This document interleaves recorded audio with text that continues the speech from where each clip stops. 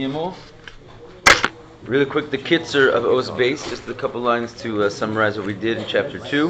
Kitzer, Yivar Inyan HaKarbanos Ba'avoda. We explain what it means, Karbanos, in Avoda. In other words, what does the sacrifice have to do with us? The Adam Ki Yakriv, Shrichlos Mikem Karban. We said essentially that what it really means to come close to God is that it's specifically from you, from your own talents, your own powers, your own status, your own state of where you are. Mikem, and then there's something called Eish Shalamayla, the Eish Shalamata. Right? There's fire from heaven and there's the fire from below.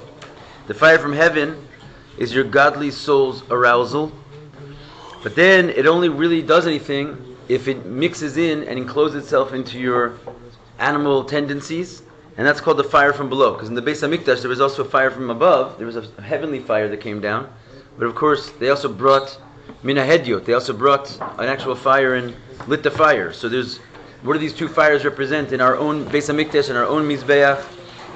The fire from above is the godly love that you have inside of you, which doesn't really come from your animal soul. It's just a product of the nature of your godly soul, which you need to arouse it. But once it gets aroused, it's also a necessity to bring a fire of your own, which means to allow that godly soul to creep in to your animalistic tendencies, to your animalistic mind, and to actually grasp and understand the ideas in a very simple human way that you take out of the divine topics, and that's called the fire from below, i.e. the Ava of the Nefesh Elokis, the Ava of the Nefesh Bahamis. Two of these loves. Ava Nefesh Bahamis ba al yedei hislapshus Nefesh Elokis b'Nefesh Bahamis. And how does the animal soul come to love Hashem? B'chol levavcha. Two vases, like we said yesterday, there's two vases in the word levavcha, referring to both hearts, the animal heart as well. So how does this come to happen? By the investiture of the godly soul into the animal soul. Okay, going on to Gimel. I just have a quick question. Yeah. The Nefesh Elokis and the Nefesh Behemoth, is that the same as like light and vessels? Like the Nefesh Behemoth being a vessel and Nefesh Elokis being light? Is that? Yeah, to a certain degree. So, I mean, in a sense, the Nefesh, they each one have their own light and vessels, right? Each one has their own 10 spheros. Each one with light, each one with vessels. However, that being said, what you said is 100% correct. The godly soul, its light and vessels have to go into the light and vessels of the animal soul. There's 10 spheres that have to enter into the animal body, and that is like in the form of light and vessels. You want them to fuse together and become one. Okay, let's move on. Ubezeh yuvan. From now it can be understood Masha Mishkan Haime'atzei Shitim Dafka, that the Mishkan was made with what we call Atzei Shitim. Atzei Shitim means, I guess, acacia wood. But what is that all about? Lios she'ikar avoda b'mishkan u'mikdash, and that's because the main service of the Mishkan and Mikdash is hapcha chashuch lenahora, is, as we said, to transform darkness into light. Shezeu inyan avodas hakarbanos kanal. That's particularly what we said is the whole idea of a sacrifice, the animal sacrifice. Ubifrat ma'isa ketores. Particularly, he puts in parentheses, but the real transformation of darkness into light was actually done in the incense. Why the incense had a sort of a higher level of turning darkness into light than the animal sacrifices?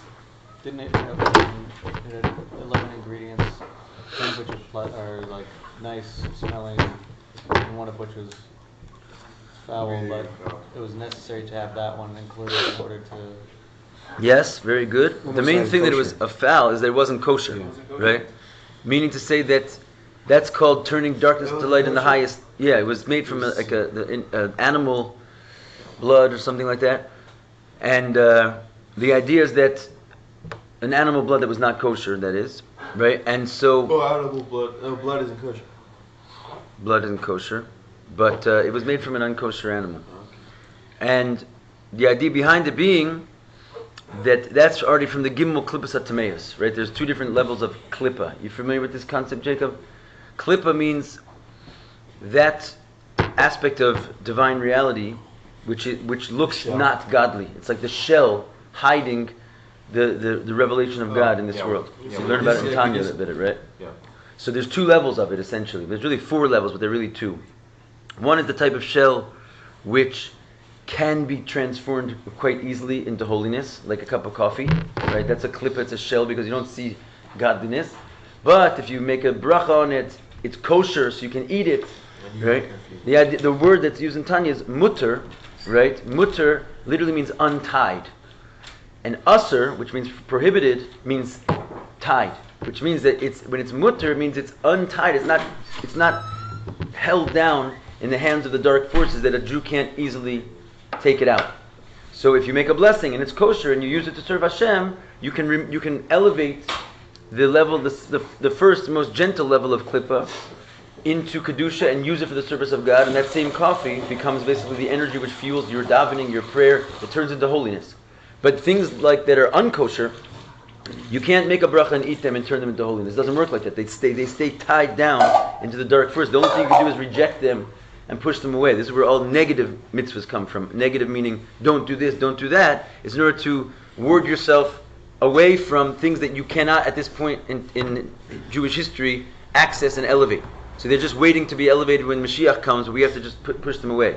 The great thing about the service of the Ktoris, which is the incense in the temple, is that evil force of what we call the three impure levels of klipa was inside of the incense, and yet they were able to use it for holiness and elevate it, which means it was the ultimate purpose of the entire temple was really for that incense. That's why he puts it in parentheses, that even though we're talking about karbanos, because the word karbanos means to come close.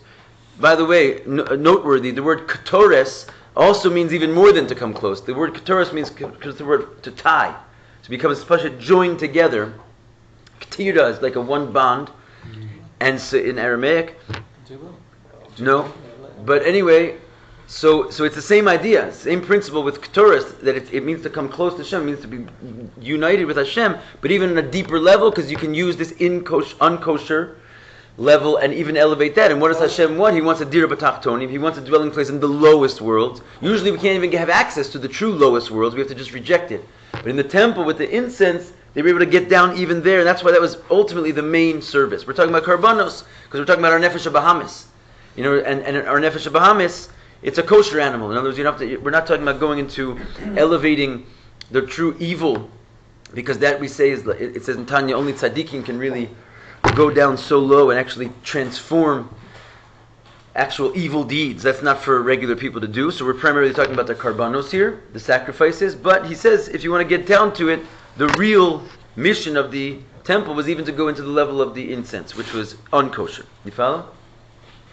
All the incense were unkosher? No, one of the 11 spices was unkosher, and so therefore, they were able to use it for good.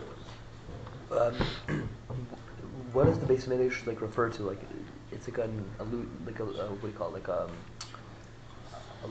A metaphor, for something? Yeah, like a metaphor for our own divine service. For ourselves, basically. Right? Every person, it says, "Va'asuli mikdash, v'shachanti b'socham." Make me a temple. I'll dwell within them. It doesn't say I'll dwell within it, which is clearly an illusion that the temple is us. Yeah. Right? You should make a temple out of yourself, which essentially we've been talking about for the last class or two.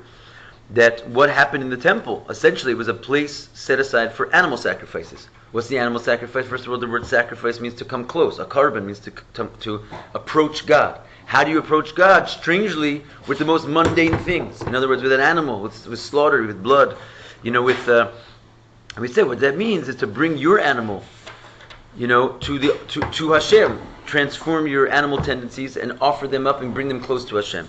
So and now we're getting into the actual construction of the Mishkan itself. Not just what went on inside of there, but what the Mishkan was actually made out of. You follow? Yeah. So what was it made out of? It was out of acacia wood. This atzei shitim. What'd you say? Shachanti is dwell. Yeah. Lashon Shechina. Therefore, Shechina means dweller. To dwell, yeah. To dwell inside of you. Basically, to bring Hashem down. Anyway, so we're sort of shooting for this. You don't have a copy? No. There's no cups. There's copies right here. Oh. That's a good idea. Thank you. Okay. Post Gimel. So we're shooting to understand what is the Atzei Shitim. So he says the real purpose of the Mishkan is to transform darkness into light, the animal into a godly experience, even the Ketores, even the incense. Through the service in the Mikdash, through this service that took place there, it brought a godly divine revelation into the world. Primarily because the Mikdash was in the world. In other words, all you need is one little opening. If you bring godliness into a place, since you're in this world, godliness is in the world.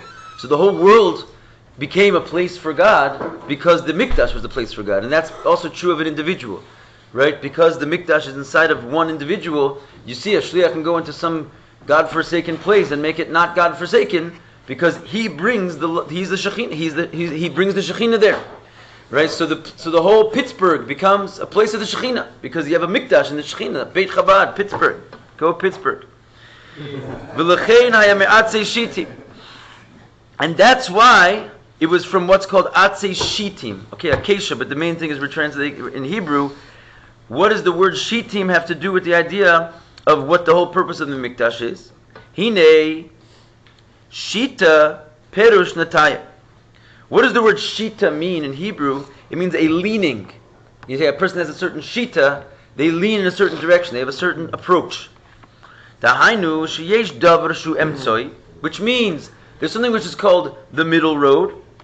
Vataya le'ezat tzad, and the leaning towards one side or the other, l'mayla o lamata, whether you're going to go leaning up or leaning down, nikra shita. That's called a shita. So we see that the atzei shitim, basically in the wood of the Mishkan, was called a leaning in one direction or another. V'chein perish shtus. We also have a word in Hebrew called shtus. Shtus means folly, right? Foolishness. The shtus hu ataya miyadiya v'achochma. That shtus means to lean, veer from what's called knowledge and wisdom. Right? You're going to do something foolish. It means there's the middle line of what's appropriate, and you veered. So this is a word we hear kind of often. Shtus. The idea of asaga hu derech amitzua. Doing things according to knowledge and grasping wisdom, that's called the middle road. Vataya, in other words, it makes sense, it's balanced, right? You do things, you weigh the options, you see what's foolish, you see what's crazy, and you do the middle road.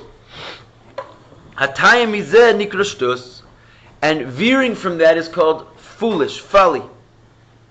V'hine yesh shtus de le'umat zeh. There's certainly something called shtus of the dark side.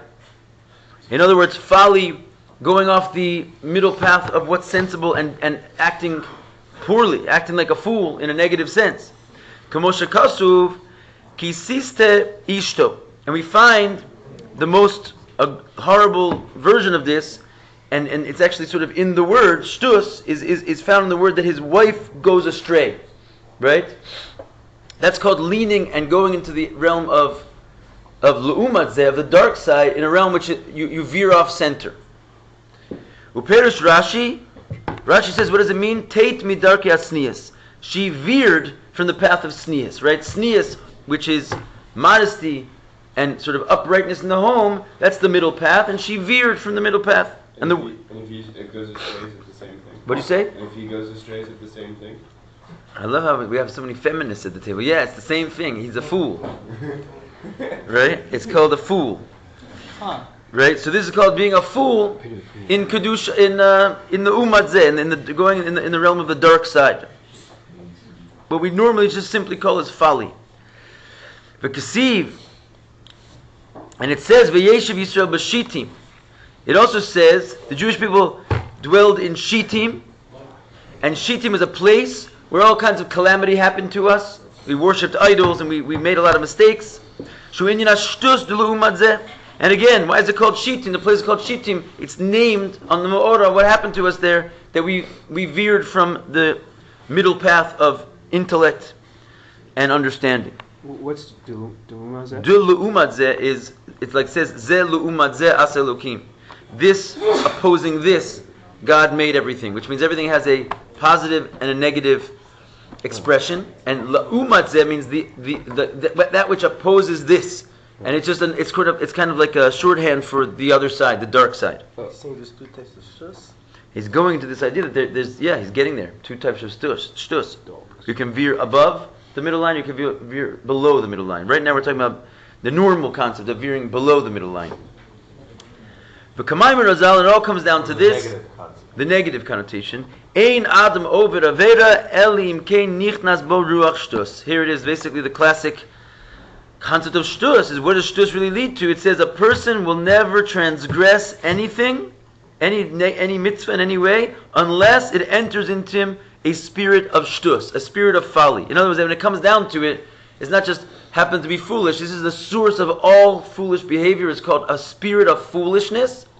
That so long as the spirit of foolishness, being an idiot, basically, is floating around in your head, you're open all of a sudden to all types of averas and all types of negative behaviors. Everything sort of comes from there. It's like a fog we're going to see that sort of just like settles into the mind.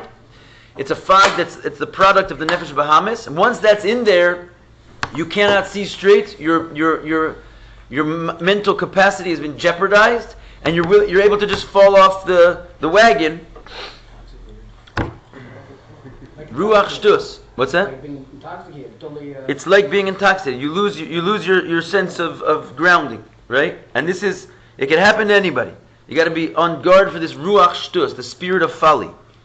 It sounds kind of weird that you just have this like fog that comes into your mind, but Some people are born in class clowns, Rabbi. class clown is not a problem. We'll see. It depends on how you use your clowniness. Ruach hazeh mechase al ha'emes. And what does this fog do? This spirit do?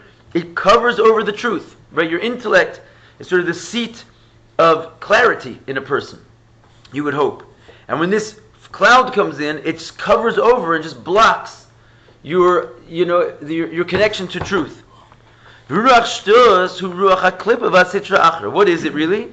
It's the spirit of klipa and the other side. So like we're saying, it blocks, klipa is like we were saying before, there's these two levels of klipa. It blocks and walls off the godliness and puts it behind a shell so it can't be accessed anymore. It's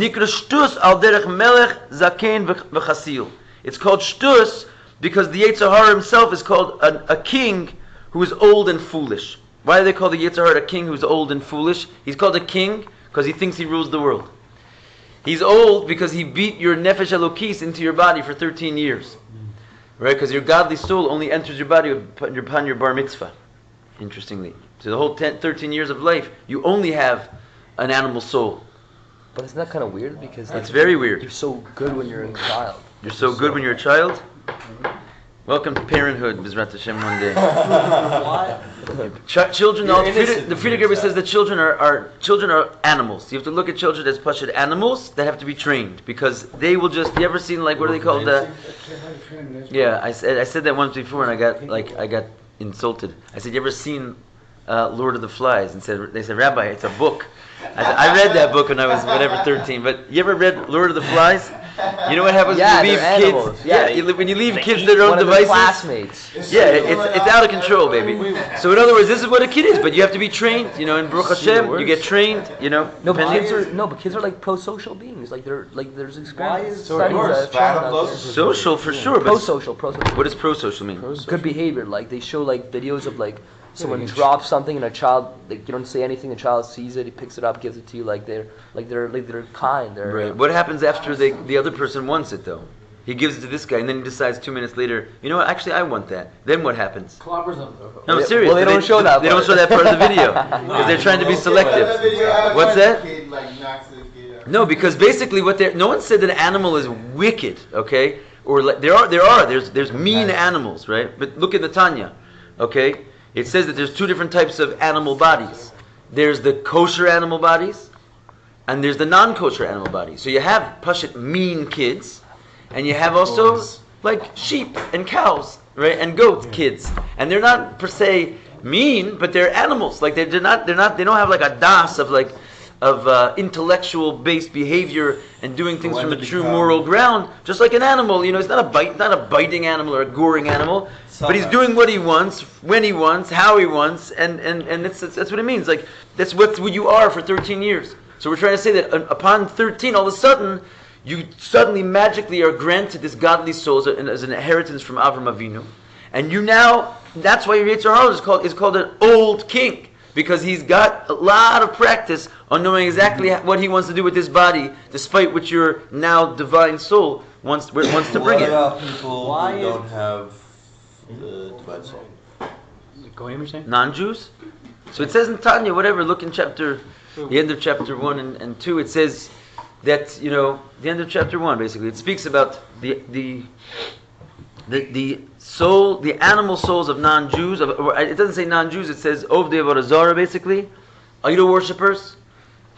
They have animal souls from the Gimel Klippas Atmeus. They have animal souls from this second lower level of Klippa, which is basically unelevatable. And therefore it says, Chesed L'umas Chatas, even the kindness that they do is sin, because they're basically they're unkosher animals.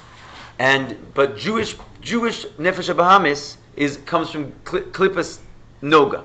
Even our animal souls come from a different source, which means it's elevatable. It's still an animal, but it's like a kosher animal. This is what it says in Tanya. So just it's a heavy one. Yeah. You said that like the kindness that they do is like still sin. Yes. So wait, what if they like save like 200 Jews? The idea is that there is such a thing called the righteous goyim, but still, at the end of the day, there's a certain level of. Again, I said it. It says he says over there, of the gilulim, it's the idol worshippers. In other words, it's those non-Jews who have not sort of made themselves into what we call Noahide followers. Remember we were talking about yesterday that they embrace upon themselves the religion of Noah.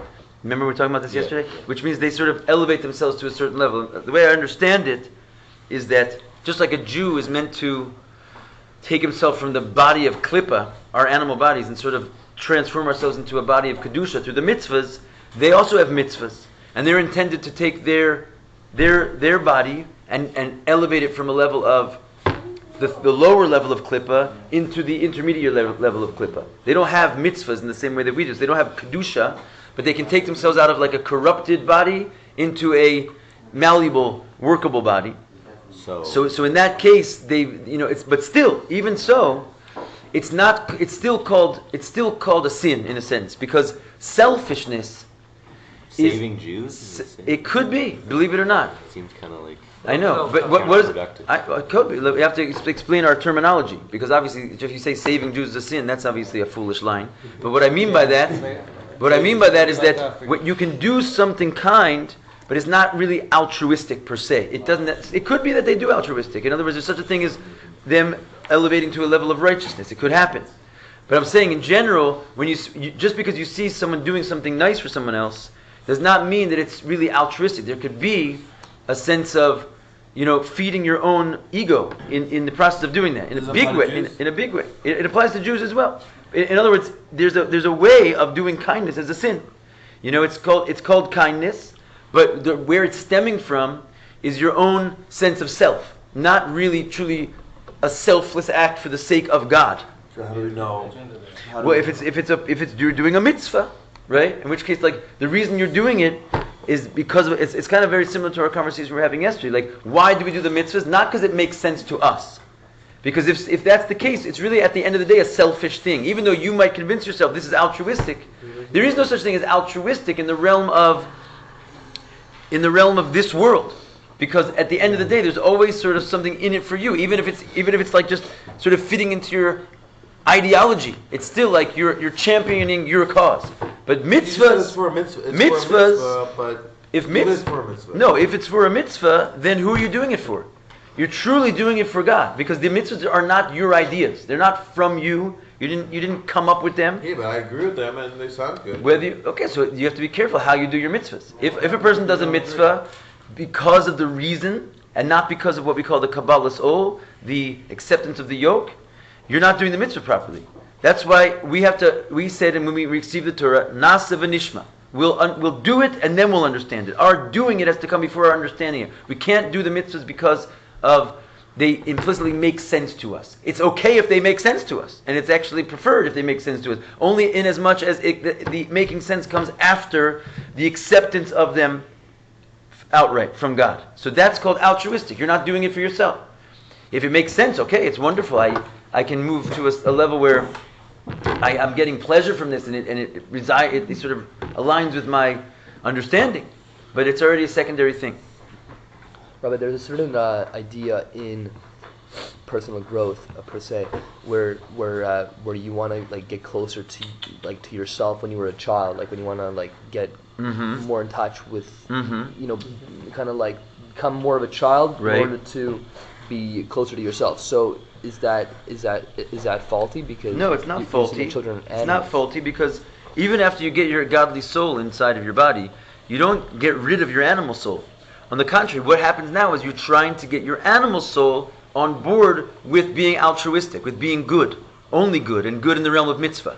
So you don't want to kill him, you don't want to forget about him. On the contrary, you need to know him very, very, very, very, very well. You have to know his childhood instincts because they're not bad, they're just misguided. They're folly.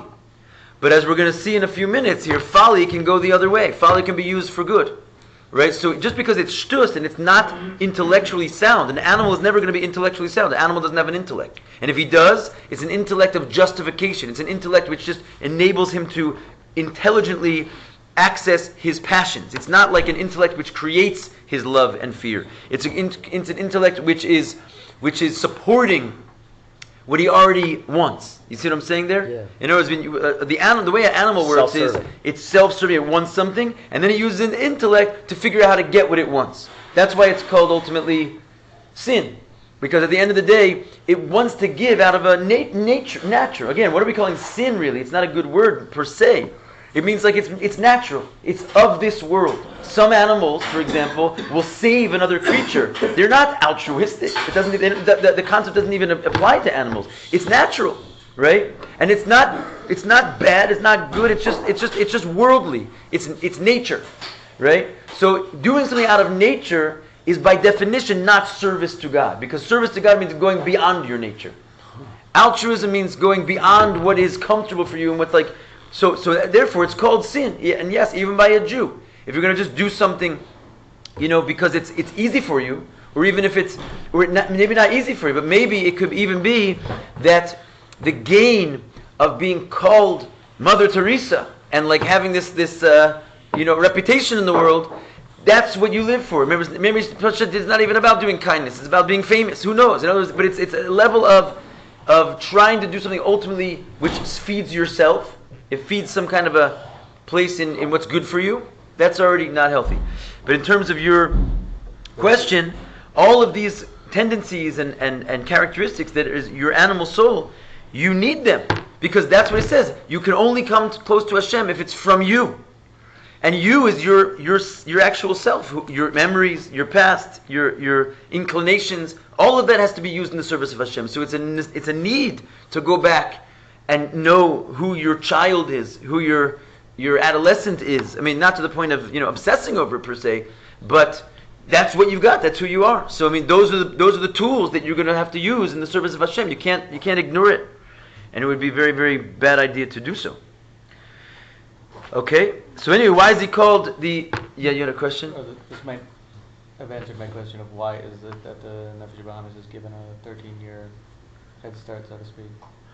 The real reason is because there has to be avoda. In other words, it's supposed to be a challenge. You're supposed to take a wild animal and tame it. That's what Hashem has desire from. For whatever reason, Hashem wants us to turn darkness into light. So He had to make darkness before He allowed us to turn into light. Why did Hashem give the Torah only a couple thousand years into creation? It would have been much more sensible, seemingly, if you want the world to follow the Torah, to give it to us day one. Because no, because the whole purpose of the Torah...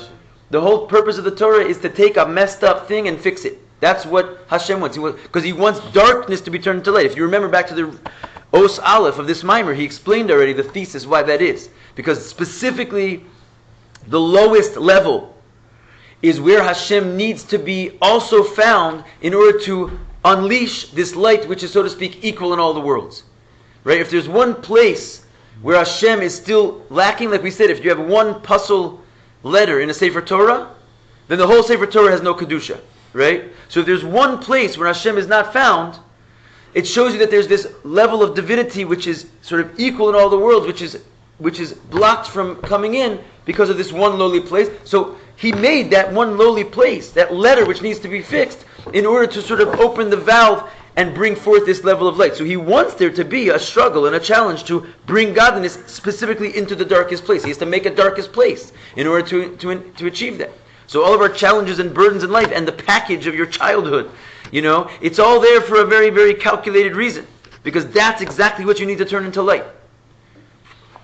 Yeah, some of us are dealing with taming a ferret versus others who are taming a three-headed fire dragon. Right. It works out because we said already, HaKadosh Baruch Hu lo ba b'terunya al b'yosef. Hashem does not come with unattainable expectations on His creations. Which means, if you have a very, very troubling level of darkness, it means that you have a tremendous koach of transformation of the darkness. It says you can tell the power of a camel from its bruises. In other words, because you see how much you see if a camel's all worn out and messed up, you can see it's a strong camel because they put a huge load on it, right? Because it can bear such a load. So you can never get away with, and this is definitely a tendency of people who have a heavy package to say, well, I'm different, like I'm just messed up, there's no hope for me. That's exactly what this mimer is talking about. Guess what? It's the whole generation, right? That's why this is our generation's mimer, because he's trying to say, that's the whole point. Exactly with what you have is with which what you're intended to serve. Something like that. You're intended to serve with exactly what you have. And no more, no less. Your animal. That's the only way you can get close to Hashem, and you got one ready to go. So anyway, let's move on a little bit. We're in the line that starts v'chasil, about right in the middle of So it says, why is the Yetzer Hara, right, called a king who's old and foolish? Okay, we said he's a king because he thinks he owns the world, and again, that's the animal side. They're self-serving. He's old. He beats you to the body, and he's a fool. It goes without saying why he's a fool. He's wild. So this is called the Ruach Shtus, the klipa, the hem machasim ala or va'gilui. And this is what covers over light and revelation of God. In other words, you can have much truth, and it's just like you take something totally true. Look at the UN. It's a perfect example of an old, foolish king. Right? Seriously, you have everyone says it every time. You have the Jewish guy stand up. He's like, we're the one democracy in the Middle East. Here we don't kill people. Here we don't mamish, beat our women. Here we let everybody vote. It's so clear. It's Giloy and light, and then you have everybody just comes in and just and they make it what That's way to explain it. What goes on over there? What could you? They're not answering them with any rationality because there's no rationality to it, right? I'm just saying this is a perfect example. It's a world-class global example of a foolish thing. And we're watching it like, how can you do that? Aren't you watching what's going on over here? But the idea is that it doesn't need to make sense to them because it's a fog of shtus. That's the point. It just comes in like a cloud over rationality and does not allow rationality to say its voice. You imagine how subjected and impoverished we feel in that situation. That's how God feels every second. He's like, what? What are you guys doing? It's so clear, what to do right and what to do wrong. It's just a fog of a foolish animal. Does not have your language. Doesn't speak your language. He speaks his own language, which is I want what I want. I want your land. I want your people dead. What kind of rationality can we talk about here? I mean, that's my position. What's yours? Right? So this is what your animal soul is saying to you every second of the day. Right? This is your animal soul. It doesn't. And that's why we spoke in the last os that the point is that you have to translate godliness to him. The only way I know how to do that is with Chassidus. That's great. What else speaks the language of the animal, which is God? The Arizal didn't do it. Pick up the Arizal. See how much that speaks to you. Talking about ak and akudim, and you don't understand a word of it. Let alone your godly soul has a hard time understanding it. Let alone your animal soul. Pick up the Shulchan Aruch.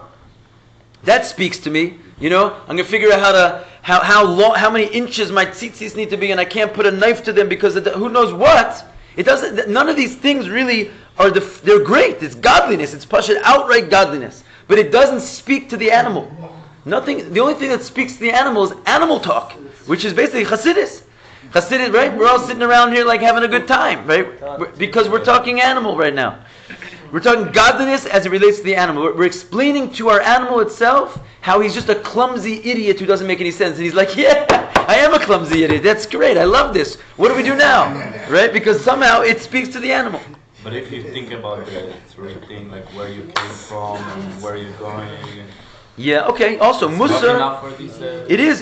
It's a good. It's not enough for this generation, but there is such a thing called musar. You know, and it's ancient and it's true, and that's basically what we had up until now to speak to the animal, and it worked.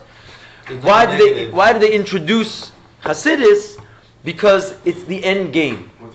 Musar is also, it's like, you know, thinking about self-improvement, right? Thinking about self-improvement. So of course it always existed. There's an element of what we call midrash, you know, the stories. Yeah, it was always there. Hasidus just sort of refines it to a perfection, right? And it brings what it does is it's the way that we have musar to our particular generation of an animal. Because even in Netanya, it starts off by saying this work is based on the holy works of musar, right? And yet it's like a clear departure. It's the beginning of Hasidus, which basically was a replacement, in its own words, to the Musar movement. And that's because primarily the way it does it is with love as opposed to fear. It speaks to us in a language which is saying the same message exactly, but it's saying in a way where it brings you close as opposed to pushing you away. Because it's very, the tendency when it comes to Musar is not so much the philosophy of utilizing your animal for God. It's more of a philosophy of disposing your animal and championing your godly soul over your animal. So there is even philosophically a certain distinction that's at play there, but that's a long conversation. Anyway, so this fog covers over the light and the truth. The elokusu emes v'chaim. Godliness is just truth and life, outright, simple, on a platter. Kamosha kasuv, as it says, Havai elokim emes. God is true. Hu elokim chaim. He's God of life. So that's the definition in the Torah of God is life and truth. And the ruach shtus mechasa la'emes v'achayos eloki. And this folly covers over on truth, that we can see, but sadly it also covers over on life. When you cover over on truth, you're blocking the flow of chayas, because Hashem is ready to give His life force to places which honor Him and let Him in. As soon as you start to not honor Him and let Him in, He sort of chokes the life force and it becomes dead. Milchein nikra b'shem klipa. That's why it's called by the word klipa, which means a shell. A shell blocks, right? It covers over the thing from its source. V'kamo klipa mechasa lapri, like a shell which covers over the fruit. The fruit is life and truth, and it's just blocked and completely surrounded by all sides from a shell which doesn't let this life and truth shine. Kain aruach shtus mechasem mali mamaster al haor de gilei elokus. So it is, the ruach shtus, the spirit of folly, covers over and conceals the light and the revelation of godliness inside of ourselves. But the shell is, it's like a penetratable shell, right? Like you can... Depends. You see, now let's go back to the shell. Some shells are unpenetratable. Right. And that's like these three impure levels of klipa. You can't ever get the godliness out of there. All you can do is like run from it. But thank God that's what sin is, right? For example, like a person who performs a sin, he's just sort of like who performs the sin? God performs the sin. Nothing happens without God making it happen. It's just that you conjure up a little situation in this world where you've allowed godly energy to present itself in the form of a sin. You did that, but you did it to God, and it ultimately winds up that God did that. Once you put a situation where godly life forces present itself in the way of a sin, that cannot be elevated. It has to be ran away from. You have to flee from that. And if God creates, for example, a whole entity who's like a living sin, like an unkosher animal, right? You can't get the godliness to come out of it. It's not within the power of Jews to get the godliness to come out of it. So all you can do is leave it alone. But thankfully, our regular self is in a shell which is transformable. You can take the shell off, right? And so that means that your animal is sort of soft and tender enough to break through and open up its klipa to allow the godliness to flow out of it. Yeah. You don't need to expand on this. You do yes or no. Would it be unhealthy, or would it be possible to or elevate let's say a pig, for example, if it were healthy and efficient, to feed like non-Jewish people who didn't have any food at all? Yes, yes. You can even elevate it. Let's say, for example, if you ate it even on Yom Kippur, if it was a person who was about to die, right? There is ways, so to speak. Right. But then what happens to it? It stops being enlivened at that moment, because what happened is that you're not taking it in its normal face value. Yeah. You've actually it can change its divine inner structure, like its divine inner DNA. Objects are not locked into one or another. Let me give you an example. The first 3 years of a fruit that's growing on a tree, it's prohibited to eat. And it's being enlivened from the Gimel Klippas Atameus, from the 3 impure levels of Klippa. Once it goes into the 4th, 5th year, that same exact fruit is now a mitzvah to eat. So things are not, objects, what they appear is not, they're closer than they appear. In other words, there's an ability for physicality to be one day, enlivened spiritually from one source, and the next day it's enlivened spiritually from a completely different source. So you're not really transforming the 3 levels of impurity in that pig to Kedusha, because by the time it's Yom Kippur and the person's starving and he's going to die, and that's the only food that's in the world, it's no longer the 3 impure levels of Klippa. It changes its spiritual nature to become Klippa's Noga. So actually, I'm staying with my statement, you can't transform that. Unless, of course, you're a tzaddik, right? Because look at the Beis HaMikdash. They had the incense. And the incense is exactly that. There is some crazy way of doing it, but it's totally futuristic. It's like when God comes in the end of days, He's going to take all the impure klippas and transform them. And you can even, if you're like a tzaddik or you're a Beis HaMikdash, you can even do that every day. But a regular person, that's why I put in parentheses. It's really the ultimate goal of the Mikdash, but it's in parentheses, because that's not really what we're dealing with. Vizeh? Yes. Vizeh hasiba ma she'efshar asher ha'adam yachol liyos chas v'shalom over avera. So in other words, it answers the age-old question. How in the world would a person actually sin? You know it's sin. You know sin is evil and bad. You know it's going to hurt you. You're going to be punished for it. And yet, you're rolling into the disco night after night. How is it possible that a person keeps sinning? It's like so stupid. You know better. You're a drug addict and you're just going down this spiraling place, and you just keep going. Stop. Just talk to somebody, get a little rationality. This is the reason why a person can sin in the first place. Seemingly, how is it even possible that a person could come and sin? It's just, right from wrong. What's Siba? Siba is a cause. V'hu rak lefi she'enu margish shebezehu nifrad me'elokus. This is basically the line that you wish wasn't a reality. It says, it's because you don't feel that what you're doing separates you from God. You don't even really convince yourself, because it's not totally rational. It's a fog. The fog is what makes you not feel it. And then once you don't feel it, so then your mind is like a easy thing to manipulate. In other words, once you're not feeling the truth, you can convince yourself of anything, because it's not, any thoughts you're going to have does not actually have any impact on your life. It's just a justification wheel. It's a rationalization. Because what really is going on there is you lose feeling for the truth. And that's what enables a person to sin. You don't feel that in this act, I'm actually separating myself from God right now. I'm totally out of the mix. So tough line for a lot of Yidden.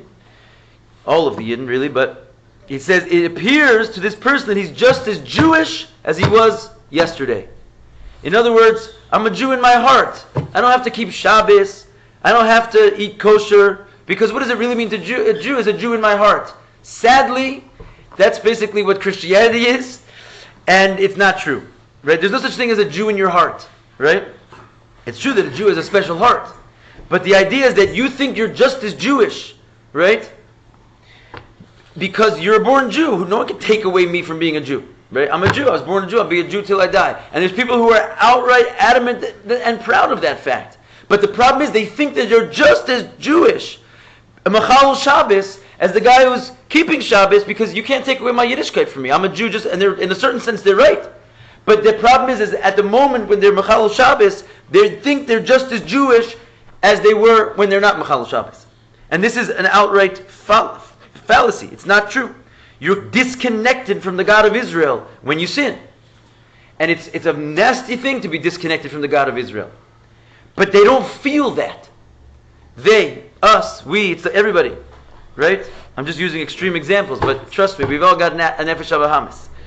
Ve'em yedu es ha'emes, if you would know the truth, kamoshu al-yedei ha'chet, sha'al-yedei ha'chet va'avon, nase nifrad melukus, if you would know the truth, which is that through this sin, you become completely disconnected from the God.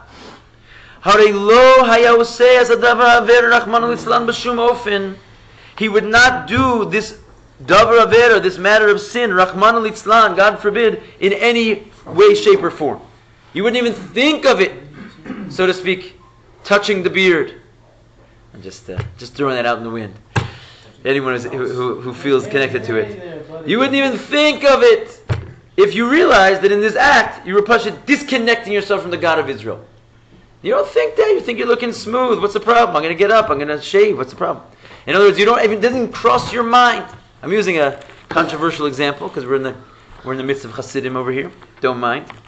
But anyway, you don't think that this has anything to do with my Yiddishkeit. I'm just as connected to God as I was yesterday. But if you knew otherwise, you would never think about it. You would stay away from it like it was a three-headed snake. What is it? Three-headed fire-breathing dragon. You got it. Snake. You would be away from that.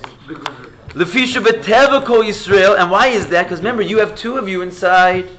And you have a nature of a Jew inside of you. She'einu rotze b'shum ofen, who does not want in any way. We're all like really very obedient, like, servants of God at some level inside of us. It could be totally concealed by this feeling of folly. But deep inside, we're just like little shepsela, little sheep. Happy to serve, like we don't have like a negative bone in our body, in our soul, godly soul's body.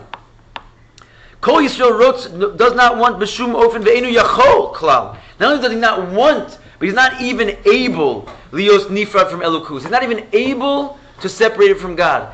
It's beyond his a Jew. Every Jew does not want, nor is he even able consciously to separate himself from God. It's beyond his capability. It's like a person by nature, right? Unless something is wildly wrong with you, you will not see a cliff, size it up, and run off the cliff. Right? You won't do it. You're not able to. Like there's a technique. Snakes do that. They size up people. There's not a technique, but there's a sort of like inborn, DNA in there, which does not enable you to go against your nature, which is to be alive. Right? You just can't do it. Like unless there's something wildly wrong with you. There's a glitch in the matrix. You know what I'm saying? People who do it, even the people who do spiritual it, the second suicide, they physical can't suicide. turn it back, they regret it. Yeah, right. It's totally beyond the nature. And this is the thing. When it comes to your godly soul, it's called death to separate yourself from God. Why? Because we said a moment ago, godliness is truth and life. Godliness is truth and life. You're not able to separate yourself from life. It's not natural. So when it comes to sinning against the God of Israel, it's called death. And it's not within the ability, forget about the interest. It's not in the ability of the godly soul to do a sin. The question we have on the floor here is, so how do you sin? Because there's something wildly wrong with you, right? It's like jumping off a cliff. What would make a person do that? Insanity is what makes a person do that. And that's called the fog of klipa. It's the fog of the ruach shtus. It's not normal. It's ready to make you die. Because you don't feel your connection point with life. Can we make the clarification that it's only like wildly impossible to do if we were to fully understand what we were doing? Yes, like a crazy person who kills himself. If he would fully understand what he was doing, he would never in a million years do it. He would run the other way and he would cry and find his parents and his children and say, I don't know what I was thinking. He would do tshuva. But something has gotten to his head which has made him wildly confused and completely disassociate himself from rationality, right? And that's exactly what happens anytime a Jew sins. It could happen. There's a lot of craziness in this generation, more than any other generation of Jews that ever lived. I'm serious. Like we're totally out of control, but you have to know what it is. It's total insanity. And the way it happens is because Hashem sort of did it to us. These people who have tough upbringings, they can. I stated before, nothing's too hard to overcome, but they certainly have a package. I mean, there's so many crazy people in the world today. It's like you meet someone. Thank God, you guys are all vetted. We don't let crazy people into the yeshiva anymore. But it used to be that. But I cannot tell you the type of applications that come in here, what people are dealing with. What we see, what we have to look at. People are mamish, and Baruch Hashem, they're trying to do tshuva, they're trying to come to yeshiva.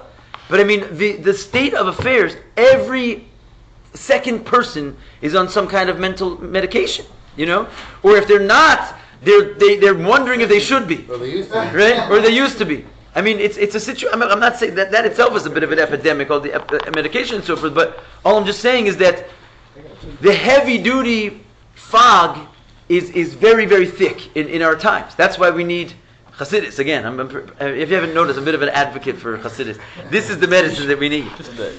But anyway. So we have to treat these people like they're insane. Not treat these people. No. We are insane because every time we are veering from the path of truth, what we're doing is we're ending our life.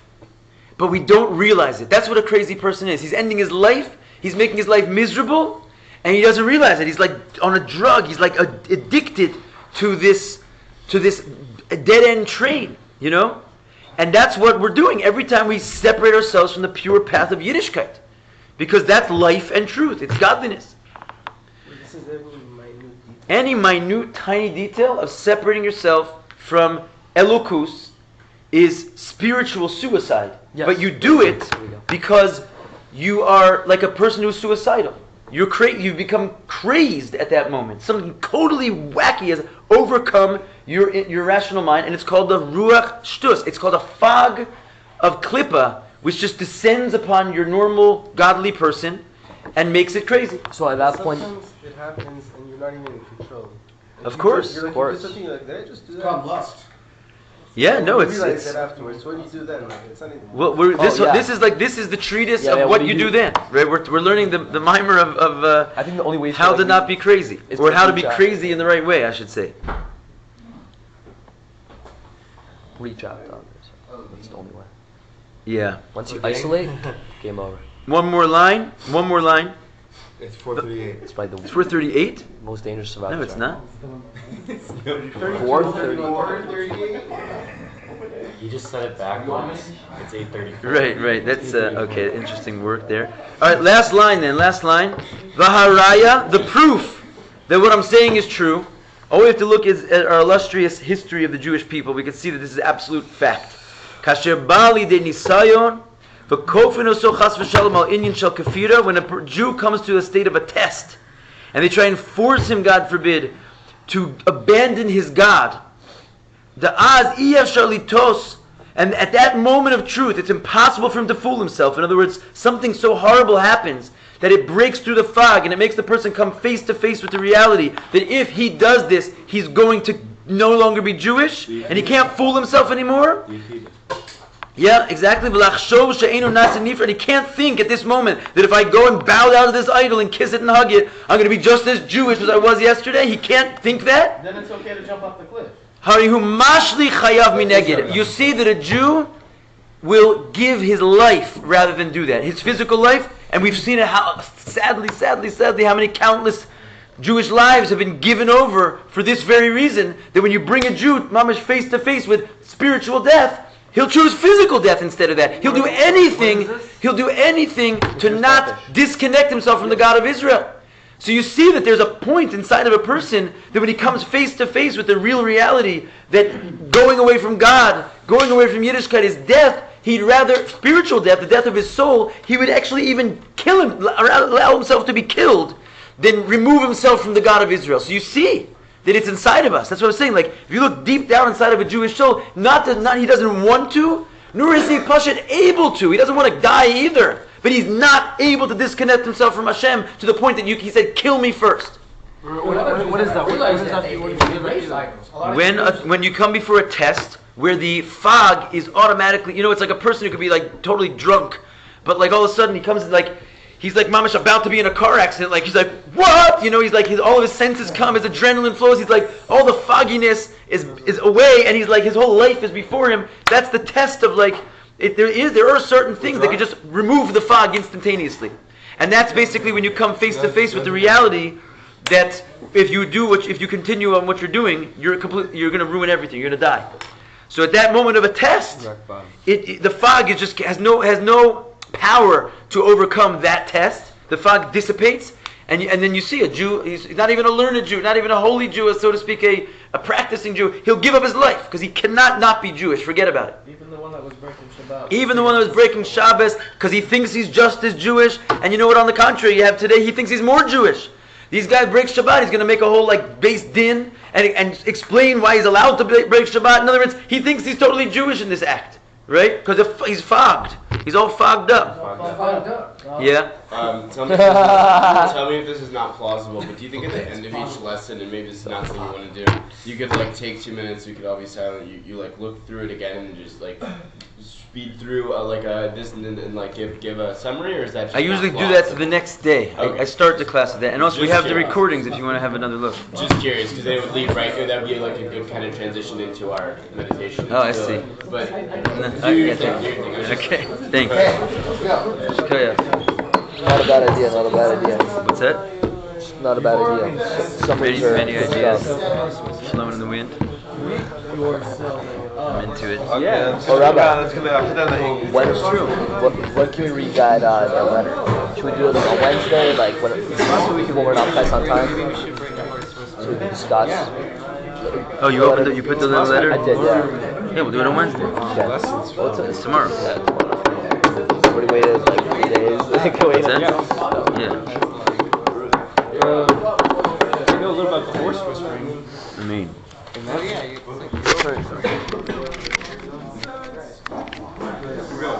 We're going.